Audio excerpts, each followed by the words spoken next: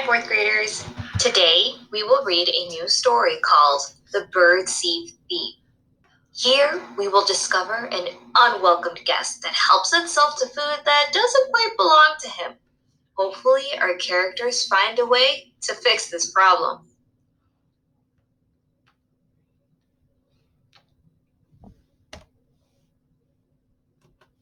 Our focus for reading today is to identify the key events in the text to create a summary. Notice how I highlighted the words key events. If you remember our previous lesson, we looked for key details. So, what's the difference? We look for key details in nonfiction text versus we look for key events in fictional text.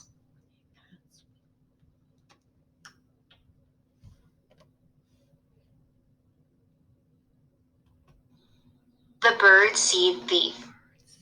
Jason and his mother were true nature lovers. They loved all living things, especially birds. So it wasn't surprising when they decided to buy a bird feeder for their backyard. The feeder they bought was mounted on a pole and designed to look like a little house.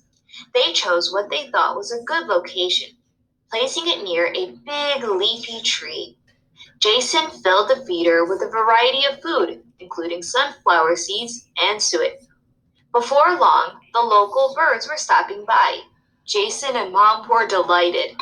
A week later, however, they saw that an unwelcome guest was helping itself to their bird food.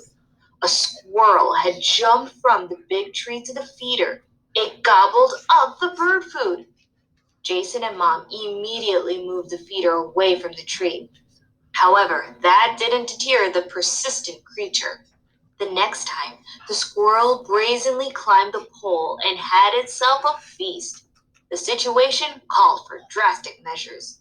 So Jason and Mom placed chicken wire around the feeder to prevent the squirrel from eating the food. Finally, the problem was solved. The following day, Jason and Mom were in the backyard, watching the birds gather at the feeder. Then they noticed the squirrel searching the ground for food. Without saying a word, they went into the kitchen, filled a plastic bowl with nuts, and placed it by the big tree. They did exactly what true nature lovers would do.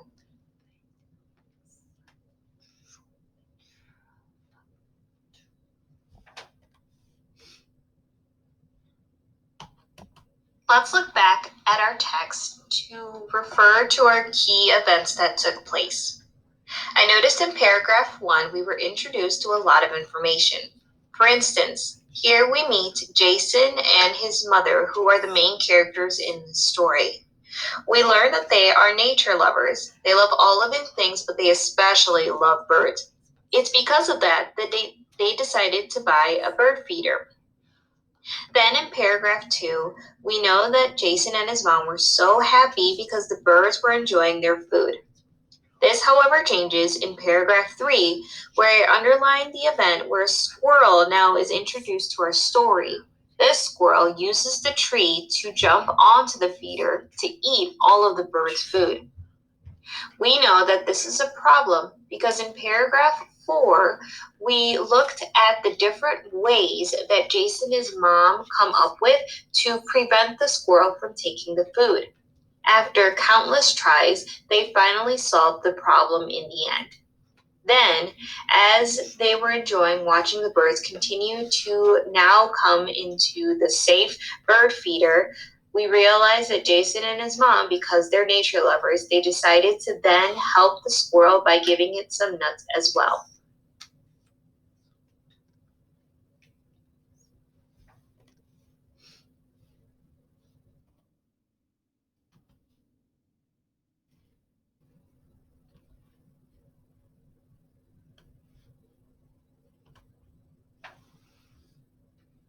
Now that we went through our key events, let's try ordering the key events.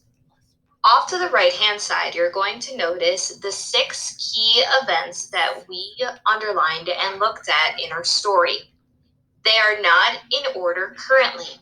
What I would like you to do is I would like you to look at each key event, Then order them based off what happened first, second, third, fourth, and so on.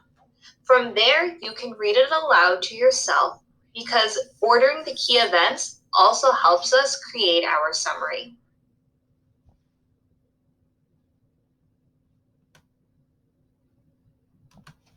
I am so impressed. You did an awesome job looking back at the key events from the story to order them into a summary. Tomorrow we will compare this story to our last text, the Shimerdas.